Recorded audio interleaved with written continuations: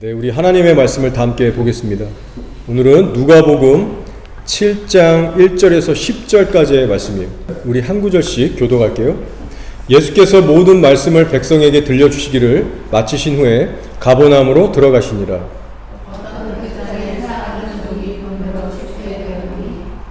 예수의 소문을 듣고 유대인의 장로 몇 사람을 예수께 보내어 오셔서 그 종을 구해주시기를 청한지라.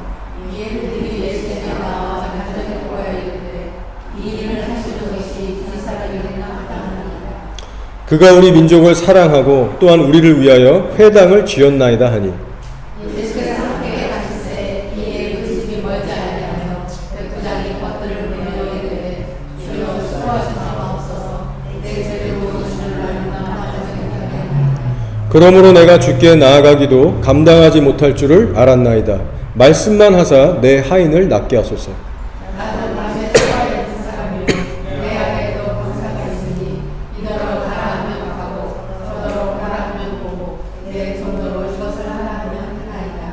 예수께서 들으시고 그를 놀랍게 여겨 돌이키사 따르는 무리에게 이르시되 내가 너희에게 이르노니 이스라엘 중에서도 이만한 믿음은 만나보지 못하였노라 하시더라.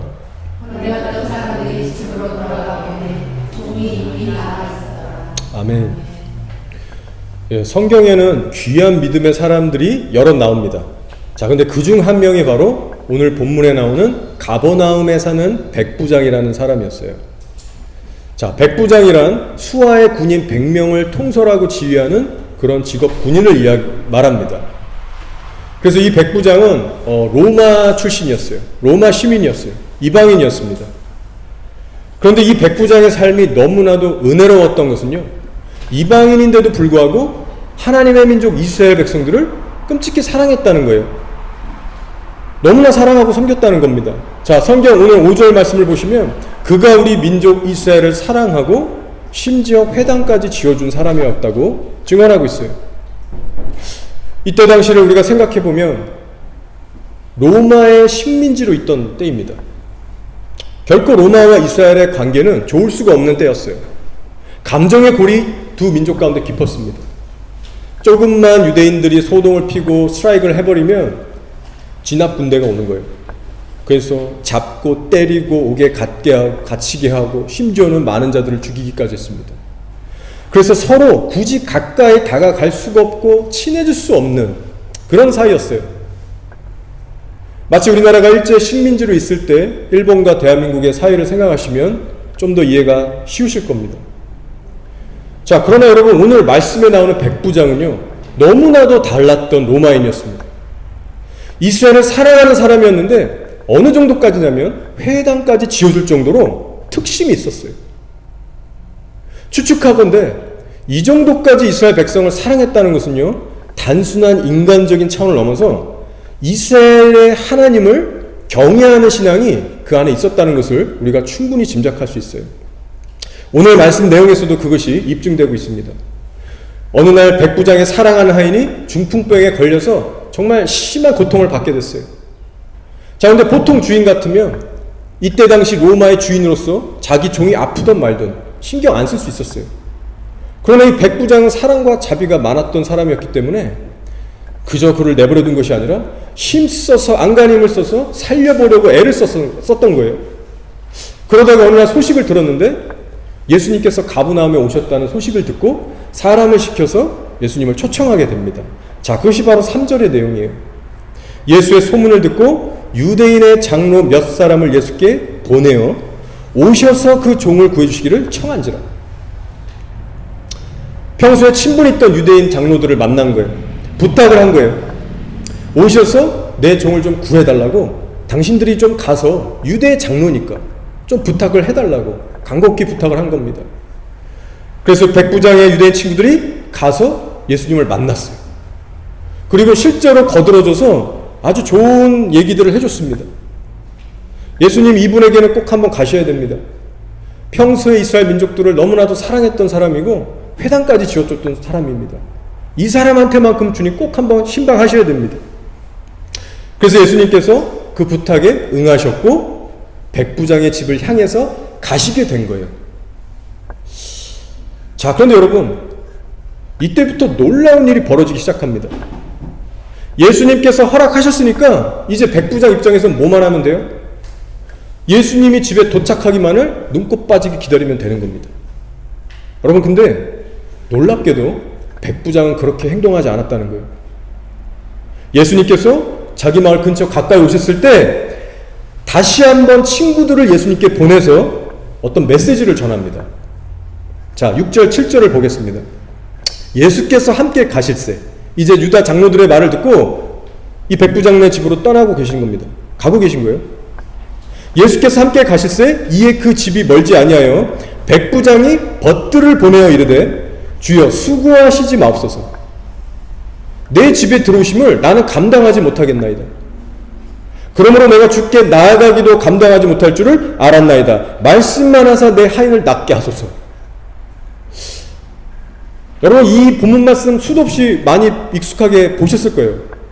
자, 그럼 여러분, 정작 이 백부장의 마음 상태가 지금 어떤 상태인지 여러분 정말 헤아리고 계십니까? 지금 몇 줄 안 되는 짧은 말이에요. 근데 이 말 속에는 엄청난 깊이의 영성이 담겨져 있다는 것입니다. 주여 수고하지 마옵소서. 내 집에 들어오심을 나는 감당하지 못하겠나이다. 멀쩡히 자기 집으로 오고 계신 예수님을 막아서서 이 말을 한 거예요. 쉽게 얘기하면 이런 뜻입니다.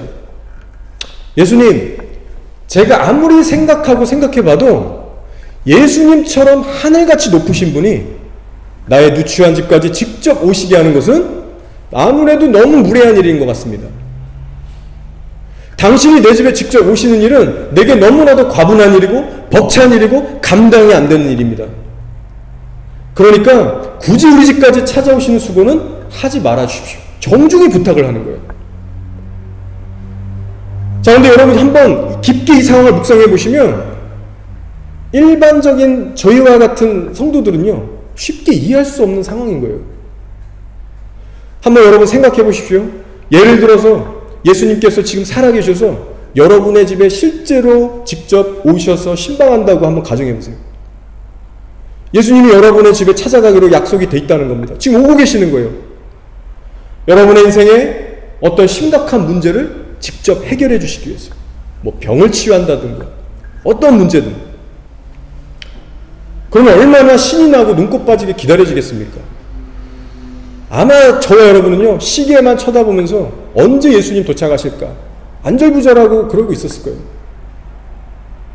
자, 그런데 백부장은 달랐다는 겁니다. 달랐어요. 물론 백부장도 처음 예수님이 오신다는 그 얘기를 듣게 됐을 때 엄청나게 기쁘고 들떴을 겁니다. 기다렸을 거예요. 그러나 시간이 잠시 흘러가면서 그 안에는 거룩한 갈등과 고민이 일어나게 됐다는 것입니다. 그래서 그가 한 것은 결국 친구들을 또다시 보내서 동네 근처로 오고 계신 예수님을 그 발걸음을 멈추게 한 거예요. 아마 그의 마음에는 이런 생각들이 있지 않았을까 생각됩니다. 그렇다. 사람들의 병을 고치시고 귀신들을 쫓으시고 정말 온갖 기적을 일으키시는 이 이스라엘의 메시아가 어떻게 나 같은 누추한 집에 오게 하실 수 있는가? 나의 이 종을 고치러 어떻게 직접 그 발로 오게 하실 수 있는가? 이건 생각해보니 아닌 것 같다. 이스라엘의 참 선지자요 만왕의 왕이신 그 높으신 예수님께 내가 이런 식으로 대해선 안 되겠다. 이 짧은 시간이었지만 마음을 고쳐먹고 결단한 거예요. 그리고 친구들을 예수님께 보내서 자기의 마음을 전하고 있는데 그것이 바로 6절 7절의 내용입니다. 제가 다시 한번 읽어드릴게요. 백부장이 벗들 친구들을 보내어 이르되 주여 수고하시지 마옵소서. 내 집에 들어오심을 나는 감당하지 못하겠나이다. 여기서 감당하지 못하겠다는 말을 영어로 보시면 For I am not worthy예요. 나는 자격이 없습니다라는 뜻입니다. 좀 더 정확해요. 즉 주님께서 우리 집까지 오시는 이 놀라운 축복을 저는 누릴 만한 자격이 없습니다. 감당이 안 된다는 말이에요. 근데 여러분 이 고백을 정말 순수하고 가식 없게 하고 있다는 거예요. 어떤 가식적이나 립서비스용이 아니라 정말로 하나님을 감동시킬 만한 그 중심 가운데서 이 고백을 하고 있다는 거예요. 그러면서 하는 말이 7절인데 우리를 다시 한 번 더 놀래키고 있습니다. 자, 7절 읽어볼게요. 그러므로 내가 주께 나아가기도 감당하지 못할 줄을 알았나이다. 말씀만 하사 내 하인을 낫게 하소서. 무슨 말입니까? 나는 주님을 뵐 만한 자격이 없는 사람이기 때문에 저 또한 주님의 얼굴을 직접 뵈러 마중 나간 일조차 하지 않을 것입니다. 왜냐? 그 일도 너무나 과분한 일이기 때문에. 주님이 우리 집에 오는 거는 고사하고 나조차도 주님 얼굴 뵈러 나갈 수가 없겠습니다. 여러분, 이 고백이 정말 이해가 되세요? 여러분, 이것은 얼핏 들으면 교만해 보일 수 있고 쟤 좀 너무 오버한다라고 오해할 수 있는 그런 얘기예요. 그러나 하나님께서 이 놀라운 신앙의 고백에 감동하셨다는 사실입니다. 우리의 평범한 마인드로는 이 태도가 잘 이해되지 않을 수 있어요. 그러나 하나님께서, 예수님께서 뭐라고 칭찬을 하셨냐면 9절입니다. 예수께서 들으시고 그를 놀랍게 여겨 돌이키사 따르는 무리에게 이르시되 내가 너희에게 이르노니 이스라엘 중에서 이만한 믿음은 만나보지 못하였노라 하시더라. 자기가 만나본 수많은 사람들 중에서 역대 최고의 믿음이었다는 거예요. 전에도 후에도 이런 칭찬은 그 누구에게도 하시지 않았습니다. 깜짝 놀라시면서 어떻게 이런 사람이 있을 수 있느냐. 예수님의 곁에서 수많은 기적을 보고 함께했던 12 사도들에게도 이런 칭찬을 안 하셨는데 이 가버나움의 백부장에게 이 칭찬을 주고 계신 거예요. 백부장의 마음을 여러분 한번 헤아려 보시기 바랍니다. 오늘의 이 말씀을 우리가 수도 없이 보면서 하나님께서는 말씀만 하면 치유를 해주시는 능력 있는 분이구나. 백부장은 그 치유의 하나님을 믿었구나. 요 정도 수준으로 포인트를 픽업하고 끝나는 게 아니라 이 백부장의 중심에는 과연 하나님을 어떻게 대하고 생각했는가? 왜 자기 집으로 오시는 예수님의 발걸음을 멈추게 했는가? 여러분, 단순히 예수님의 능력을 신뢰했기 때문에 그런 발언을 한 것이 아니라는 겁니다. 예수님을 뵙고 싶은 마음이 굴뚝같이 많았어요. 그러나 단 한 가지, 예수님 자체를 너무나도 높이고 있기 때문에 그 뵙는 일을 포기하게 된 겁니다. 자기 딴에는 최선을 한 거예요. 내가 어떻게 해야 하나님을 최고로 기쁘시게 할 수 있을까? 나름 갈등하며 씨름하며 내린 결론이 예수님을 멈추게 한 거예요. 그리고 예수님은 그 중심에 감동하셨습니다. 제가 이번에 이 말씀을 준비하면서 이 백부장의 마음을 한번 헤아려 보면서 준비를 했는데 정말 은혜가 되더라고요. 성경 속에 문자로 몇 글자 안 되는 이 내용인데 이 백부장의 심령을 제가 한번 묵상해 보니까요, 마음에 은혜가 되더라고요. 어떻게 사람인데, 똑같은 사람인데 이렇게까지 반응할 수 있을까? 도대체 예수님을 바라볼 때 어떤 중심으로 바라보고 이분이 이런 말을 했을까? 정말 닮고 싶은 마음이 들더라고요.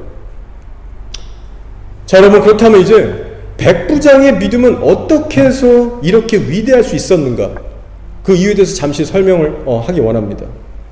자, 백부장이 여러 말을 예수님께 전했는데 특별히 8절을 보시면요, 그 이유를 찾을 수 있는 단서가 나와요. 자, 8절을 함께 보겠습니다. 나도 남의 수하에 든 사람이요 내 아래에도 병사가 있으니 이더러 가라 하면 가고 저더러 오라 하면 오고 내 종더러 이것을 하라 하면 하나이다 라고 했어요. 자, 여러분, 이 구절에는요 헬라어로 엑수시아라는 단어가 나오는데 한국말로는 권위라는 단어입니다. 권위. 근데 이 구절에서는 특히 한국말 성경 버전으로는 권위라는 단어로 번역이 되진 않았어요. 자, 그러나 여전히 그 단어 원어로는 쓰이고 있습니다. 바로 여기서 말할 때 나도 남의 수하에 든 사람이라 할 때 이 수하라는 단어가 원어로 보면 엑수시아예요. 영어로는 authority입니다. 권위예요. 그리고 이 시간 저와 여러분은 이 권위에 대한 단어에 주목할 필요가 있습니다. 자, 놀라운 것은요, 여러분, 백부장이 예수님과 대화를 사람을 통해서 할 때 어떤 바리새인들이나 서기관들처럼 신학적인 얘기, 종교적인 얘기 하지 않았다는 거예요. 오히려 백부장은요, 자기가 실제로 군대 생활에서 경험한 그 경험을 근거로 해서 대뜸 권위라는 얘기를 하고 있습니다. 이것이 전부였어요. 자, 우리가 이미 알고 있듯이 백부장의 직업은 군인이었습니다. 직업군이었어요. 로마에 충성된 군인이었어요. 자, 그렇다면 여러분, 군대라는 어떤 곳입니까? 여러분이 군대를 떠올리시면 여러 가지 이미지들이 떠오를 수 있지만 가장 핵심적인 것들 중에 하나가 뭐냐면 바로 권위예요, 권위. 군대는 이때 로마 시대 때나 지금이나 군대에 있어서 권위는 늘 생명처럼 중요한 것이었습니다.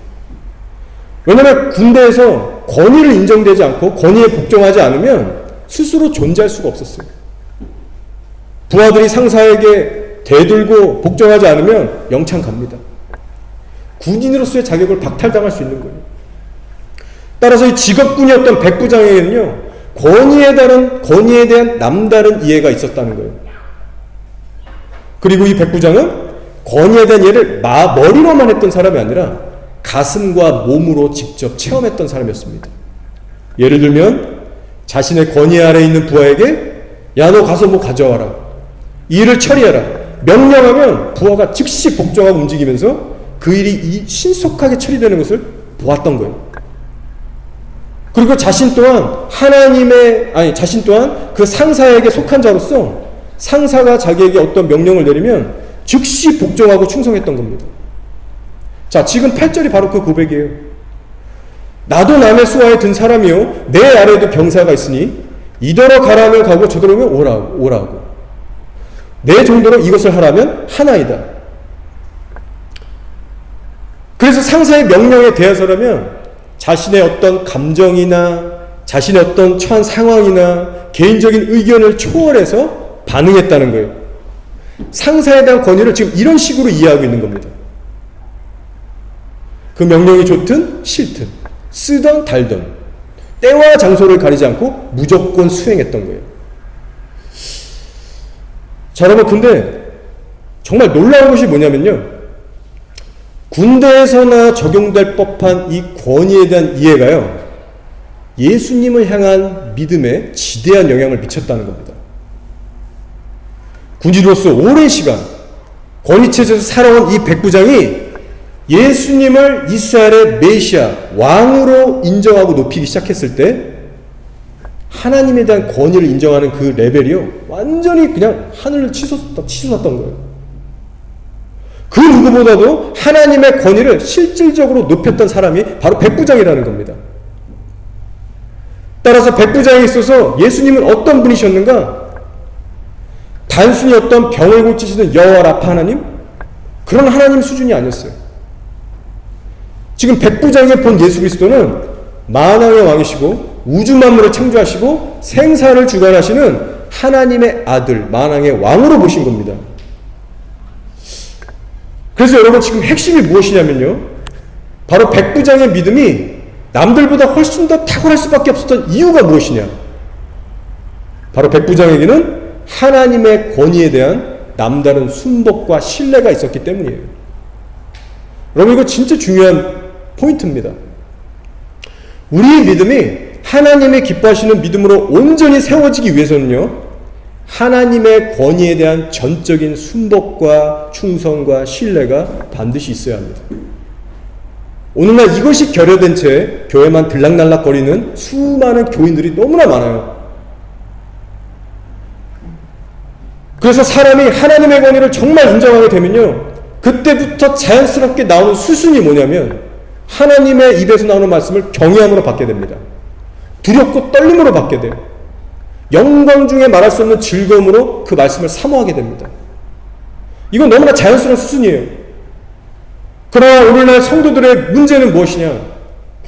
교회는 나와서 예수님을 믿고 살아간다라고 고백하지만 정작 삶에서는 하나님의 말씀대로 살아가지 않는 그런 사람들이 너무 많아요. 근데 여러분, 이것이 바로 하나님의 권위에 직접적으로 도전하는 일이고 하나님을 업신여기는 일이라는 것을 우리는 명심해야 합니다. 입술로는 주를 인정하지만 삶의 태도에 있어서는 주의 권위를 인정하지 않는 거예요. 이것이 바로 모순이에요. 여러분, 우리의 인생은 단 한 번뿐입니다. 30년, 50년, 길어야 100년 살다 하나님 앞에 심판 때 다 서게 돼요. 저는 정말 정신 차리고 말씀의 권위 앞에 내가 어떻게 지금 살아가고 있나, 이것을 점검해야 될 줄 믿습니다. 자, 이사야서 55장 10절 11절의 말씀을 제가 선포할게요. 이는 비와 눈이 하늘로부터 내려서 그리로 다시 되돌아가지 아니하고 땅을 적셔서 소출이 나게 하며 싹이 나게 하여 파종하는 자에게는 종자를 주며 먹는 자에게는 양식을 줌과 같이 내 입에서 나가는 말도 이와 같이 헛되이 내게로 되돌아오지 아니하고 나의 기뻐하는 뜻을 이루며 내가 보낸 일에 형통함이니라 했어요. 하나님의 한 말씀 한 말씀이 얼마나 권위 있게 역사되고 있는지 설명하고 있는 구절입니다. 하나님의 말씀은 헛되이 사라지는 것이 아니라 반드시 하나님의 기뻐하신 뜻을 이루고 성취한다는 말씀이에요. 자, 이사야서 40장 8절이에요. 푸른 마르고 꽃은 시드나 우리 하나님의 말씀은 영원히 서리라. 하나님의 말씀의 권위가 얼마나 위대하며 대단한지 성경은 여기저기서 말하고 있어요. 그래서 저와 여러분이 정말 이 성경 말씀이 하나님으로부터 온 것을 믿는다면 그 권위 앞에 우리 자신을 낮추고 바짝 엎드려서 순종하는 일은 너무나도 마땅한 일이라는 것입니다. 특별히 지금 저와 여러분이 살아가는 시대는요, 권위는 다 무너져가는 시대입니다. 여러분도 피부로 느끼실지 모르겠지만 특별히 마지막 시대의 가장 특징들 중에 하나는 바로 권위가 무너지는 일이에요. 비단 교회에서만이 아니라 가정에서도 무너지고 있고 학교에서도 마찬가지입니다. 말세가 되면 될수록 자녀에 대한 부모님의 권위도 갈수록 무너지게 되고요, 학생들을 향한 선생님들의 권위도 무너지게 됩니다. 그래서 바울이 마지막 때 시대상에서 이렇게 얘기했어요. 시대상에 대해서 디모데후서 3장 1절부터 쭉 나오는데 여러분 한번 자신을 점검해 보시면서 들어보세요. 너는 이것을 알라. 말세에 고통하는 때가 이르러 사람들이 자기를 사랑하며 돈을 사랑하며 자랑하며 교만하며 비방하며 그리고 뭐라고 해요? 부모를 거역하며. 부모의 권위가 무너진다는 거예요. 마지막 때가 가면 갈수록 자녀들이 부모를 거역해서 강력하게 일어난다는 거예요. 그래서 여러분이 잘 아시는 데이빗 윌커슨 목사님, 지금은 천국에 가신 그 목사님, 그 목사님이 한때 그 옛날에 1970년도일 겁니다. 기도 중에 성령의 강력한 계시를 받고 마지막 때에 대해서 예언들을 많이 하셨는데 그 중 하나가 뭐였냐면 마지막 때가 되면 가정의 자녀들이 부모의 권위에 불복종하고 거역하게 될 것이다. 이것이 그 예언 중에 하나였고 지금 실제로 그것이 이루어지는 것을 보고 있습니다. 여러분 앞으로 시간이 흐를수록요, 청소년 청년 사역 점점 힘들어질 겁니다. 제가 괜히 비관적으로 얘기하는 것이 아니라 성경의 말씀에 의하면 그래요. 십자가를 아무리 전해도 귀를 막고 듣지 않을 청년들이 훨씬 더 많아질 겁니다. 한국 교회들의 소식을 직접 들어봐도 이제는 예전처럼 큰 집회를 열 수가 없대요. 왜냐? 예전만큼 그 인원들이 오지가 않는 거예요. 아무리 홍보를 해도 반의 반으로 온다는 거예요. 그래서 큰 빌딩을 빌릴 필요가 없대요. 교회들이 정말 계속해서 깨어 기도해서 정말 성령이 간섭하시고 역사하지 않으면 점점 더 사역이 어려워지는 그런 때로 우리는 지금 이미 들어와 있습니다. 수많은 기도원들이 텅텅 비어가고 있어요. 유튜브에서 여러분이 직접 보시는 박병 목사님 마가의 다락방이나 그 외 한두 개 기도원 빼고는 거의 개미 한 마리 없는 다 텅텅 빈 기도원이 됐다는 거예요. 그만큼 사람들 안에 기도의 열기가 식어 있고 하나님 두려움에서 떠나가고 있고 포기하고 있고 무너지는 가정들이 속출하고 있다는 것입니다. 자, 또 바울이 뭐라고 디모데후서 3장에서 전하냐? 그들은 감사하지 아니하며 거룩하지 아니하며. 무슨 말이에요? 거룩하신 하나님께 감사드리지 않고 거룩하신 하나님의 거룩을 그 권위를 인정하지 않는다는 거예요. 부모에 대해서 거역하는 자들이 하나님의 권위에서도 당연히 거역하게 되는 것입니다. 또 무정하며 원통함을 풀지 아니한대요. 예수님을 용서하고 서로 사랑하며 살라고 하셨는데 담을 쌓고 사는 거예요. 용서하지 않는 거예요. 미움을 풀지 않고 냉랭한 마음을 유지하는 겁니다. 그리고는 뭐라고 하냐면 모함하며 절제하지 못하며 사나우며 선한 것을 좋아하지 아니하며. 저도 예전에 진짜 복음을 몰랐을 때는 이종격투기, UFC 이런 거 좋아했습니다. 맨날 그거 보고 운동하고 세상 가요 다 듣고 좋은 차 좋아하고 음란했고 여러 가지 음담패스를 했었어요. 싸나웠고 절제하지 못했고, 그러나 예수님을 만나고 성령의 도움을 인해서 각 중독과 절제하지 못했던 것들, 혈기와 싸나운 것들, 이런 것들 점점점 정화되기 시작했어요. 여러분, 지금 이 디모데후서 3장에서 나열하고 있는 죄들이요, 어디 저기 멀리 있는 그런 극악한 죄들이 아닙니다. 바로 오늘날 교회를 다니고 있다는 각 성도들의 가정의 자녀들 안에서, 심지어는 그 윗세대에서, 어른들 사이에서 일어나고 있는 일들이에요. 배신하며 조급하며 자만하며 쾌락을 사랑하기를 하나님 사랑하는 것보다 더하며, 경건의 모양은 있으나 경건의 능력은 부인하니 이 같은 자들에게서 너희가 돌아서라. 하나님을 알지만 하나님을 두려워하지 않는 교인들의 얘기를 하고 있는 겁니다. 경건의 모양은 있으나 경건의 능력은 부인하는 이 같은 죽어있는 자들에게서 너희는 돌아서라. 그런 교회에서 나오고 그런 자들과 어울려서 종교생활 하지 말아라. 여러분, 지금 이 디모데후서 3장 1절에서 언급된 첫 죄의 시작은 이겁니다. 바로 자기 자신을 사랑하는 죄예요. self-love예요. 자기애라고도 하죠. 그리고 이 자기애라는 죄로부터 모든 죄악들이 파생되고 있다고 설명합니다. 미움, 원망, 음란, 탐심, 다툼, 용서치 못함, 감사하지 않음, 싸나운 것들, 중독, 전부 자기애의 뿌리에서 나오는 죄들이에요. 자기를 사랑해서 하나님보다 자기를 사랑하고 높일 때 자기의 권위를 주장하는 사람들에게서 나오는 죄가 바로 이 죄들이에요. 근데 말세가 되면 이것이 더욱더 세진다는 겁니다. 지금이 정말 마지막 때의 마지막이라고 피부로 느껴지는 것 중에 하나가요. 여러분, 한국에 유명한 그 아이돌 그룹이 있는데 미국에서 지금 빌보드 차트를 막 쓸고 있죠. 자, 그 아이돌 가수들의 노래 제목을 보면 대히트를 친 제목이 바로 self-love예요. love yourself예요. 네 자신을 사랑하라. 이 시대의 수많은 젊은이들, 어른들까지도 완전 진짜 부대처럼 일어나서 정말 메가 히트를 친 그런 노래인데, 그 내용이 딱 지금 디모데후서 3장에서 언급하는 죄입니다. 네 자신을 사랑하라. 여러분, 성경의 메시지랑 정면으로 충돌하고 있어요. 근데 사탄이 어떻게 일을 하고 있습니까? 이런 가요뿐만이 아니라 미디어에 있는 모든 영화 산업부터 여러 가지 면에서 사단이 좋아하는 것들을 선포하는 그런 미디어는 지켜 세우고 있어요. 수많은 상들을 휩쓸고 있어요. 그리고 악의 세력들이 연합해서 계속해서도 그 세기를 더해지고 있습니다. 자, 성경은 분명히 얘기해요. 갈라디아서 5장 24절입니다. 그리스도 예수의 사람들은 육체와 함께 그 정욕과 탐심을 십자가에 못 박았느니라. 정욕과 탐심의 또 다른 말이 바로 self예요. 자기애예요. 자기의 주인됨이에요. 근데 정말 성령을 받아서 거듭나서 하나님의 천국에 들어갈 성도들은 이 자기애를 십자가에 처리하고 죽인 사람이라고 바울이 얘기하는 겁니다.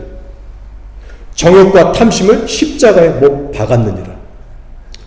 그래서 여러분, 실제 여러분의 삶을 점검해 보시기 바랍니다. 여러분이 기분이 좋든 나쁘든, 세상이 여러분에게 어떤 가치관을 말하고 있든 상관없든, 여러분의 뜻, 여러분의 감정, 여러분의 계획, 여러분이 처한 상황이 항상 하나님의 권인 말씀보다 앞서간다면 여러분도 이 말씀 가운데 해당하는 그런 죄의 열매들을 맺고 있는 자들이라는 거예요.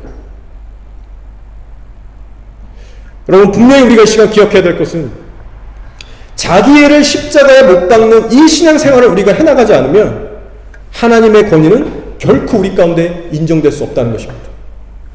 하나님의 권위는 그렇게 쉽게 입술로만 되는 게 아니에요. 자, 이제 예수님께서 하신 말씀 하나만 살펴보고 마치겠습니다. 자, 제가 말씀을 읽어드릴게요. 짧은 단락이니까 여러분 주의를 기울여서 잘 들어주시면 감사하겠습니다. 어떤 사람에게 두 아들이 있는데 맏아들에게 가서 이르되 예, 오늘 포도원에 가서 일하라 하니 대답하여 이르되 아버지 가겠나이다 하더니 가지 아니하고 둘째 아들에게 가서 또 그와 같이 말하니 대답하여 이르되 실소이다 하였다가 그 후에 뉘우치고 갔으니 그 둘 중에 누가 아버지의 뜻대로 하였느냐? 이르되 둘째 아들이니이다. 예수께서 그들에게 이르시되 내가 진실로 너희에게 이르노니 세리들과 창녀들이 너희보다 먼저 하나님 나라에 들어가리라라고 하셨어요. 자, 이 이야기에 두 아들이 나옵니다. 아버지가 맏아들을 불러 말했어요. 장자를 불러서 말했어요. 야, 오늘 포도원에 가서 일해라. 그랬더니 대답은 잘했어요. 알겠습니다, 아버지. 그러나 대답 후에 가지 않았습니다. 자, 아버지가 둘째 아들에게 똑같이 얘기해요. 얘 가서 포도원에 가서 좀 일 좀 해라. 그런데 첫째랑 둘째 아들의 반응은 다릅니다. 처음에는 대놓고 싫다고 거절했어요. 그러나 시간이 조금 흐른 후에 뉘우치고 포도원에 직접 가서 실제로 일을 했습니다. 여러분, 그렇다면 이 둘 중에 누가 과연 아버지의 권위를 인정한 자입니까? 아버지의 뜻대로 한 둘째 아들이에요. 대답만 잘한 첫째가 아닙니다. 처음에는 거절했지만 뉘우치고, 즉 회개해서 포도원으로 실제 가서 일을 한 사람, 이 사람이 하나님의 뜻에 그 권위에 순복한 사람이에요. 이 사람이 천국을 간다고 예수님께서 지금 분명히 못 박아 말씀하신 거예요. 하나님의 권위를 인정하지 않고 늘 쫓아다니면서 의심하고 반박했던 너희 대제사장들과 서기관들, 바리새인들은 천국 못 가. 그러나 세리와 창녀들, 그 죄 많고 서러움이 많고 사회에서도 낮은 그들은 의의 도를 들었을 때 마음을 찢고 회개했다. 그리고 행함으로 옮겼다. 그들은 천국에 들어갈 것이다. 그러나 너희들은, 하나님의 권위를 인정하지 않는 너희들은 지옥불에서 영원히 불타게 될 것이다. 여러분, 엄중한 말씀입니다. 이 두 아들의 비유의 말씀에서 뉘우치다라는 원어의 헬라어가 메타멜로마이라는 헬라어인데 바로 회개의 의미예요. 회개. 자기가 가던 길의 방향을 180도 돌려서 하나님이 기뻐하시는 방향으로 걸어간다는 의미가 있어요. 여러분, 이 시간 여러분 늘 듣던 말씀이지만 다시 한번 여러분의 가슴속에서 질문해 보세요. 여러분이 예수를 믿고 난 후에 정말 180도 방향을 돌려서 하나님을 경외하고 두려워하는 가운데 그분의 말씀에 권위에 순종하는 그 삶을 진짜 살아가고 계십니까? 여러분, 그 끝만이 천국이에요. 둘째 아들이 회개하기 이전에는 이런 생각을 했습니다. 아버지지만, 비록 나의 아버지지만 지금 나에게 일을 가서 하라는 이 명령이, 그 요구가 듣기 싫은 거예요. 마음에 안 든 거예요. 내 기분에 맞지 않고, 내 상황에 맞지 않고, 내 상황을 고려해주지 않은 이 자체가 싫은 거예요. 그래서 거절했습니다. 나 안 가겠습니다. 그러나 진실로 회개를 한 후에는 180도 변했어요. 회개 심령이 진정으로 그 심령에 이르니까 이제는 뭐 했어요? 자기의 상황을 내려놓기 시작하고, 자기의 이함을 내려놓기 시작하고, 모든 변명과 핑계거리를 내려놓고 아버지의 말씀에, 그 권위에 순복하는 모습을 보였어요. 여러분, 이것이 진짜 회개입니다. 회개는 입술로만 하는 게 아니에요. 그리고 이 비유가 주는 핵심의 말씀은 무엇이냐면, 하나님의 권위를 높여드릴 수 있는 사람은 반드시 진정한 회개의 관문을 통과한다는 것입니다. 그래서 진실한 회개와 하나님의 권위를 높여드리는 삶의 회복은 서로 맞물려서 연결되고 있어요. 자, 이제 말씀을 마치겠습니다. 여러분, 오늘 함께 나눈 말씀들을 잊지 마시고, 나는 정말 예수님의 권위를 인정하면서 늘 권위의 말씀 아래 살아가고 있는가 아닌가? 하나님께 내 상황을 맞추는 자인가? 아니면 내 상황에 따라 하나님을 끌어당겨서 항상 타협하고 사는 사람인가? 여러분, 이 질문을 해보세요. 만약 여러분이 이 질문에 대해서 스스로 대답하면서 고쳐나가지 않으면 교회만 나오는 것이 무슨 유익이 있겠습니까? 아무런 소용이 없어요. 하나님 앞에 그저 헛된 시간 낭비가 될 것이고 가증한 것이 될 것입니다. 따라서 여러분, 이 시간 하나님의 권위, 이 권위라는 핵심 단어를 여러분의 가슴에 품고 돌아가셔서 여러분의 각 개인의 삶 위에, 그리고 여러분의 속한 가정 위에 하나님의 권위가 실제로 회복되어지는 그 놀라운 삶의 변화들이 있기를 주의 이름으로 축원합니다. 아멘. 시간 우리 다 함께 기도하겠습니다.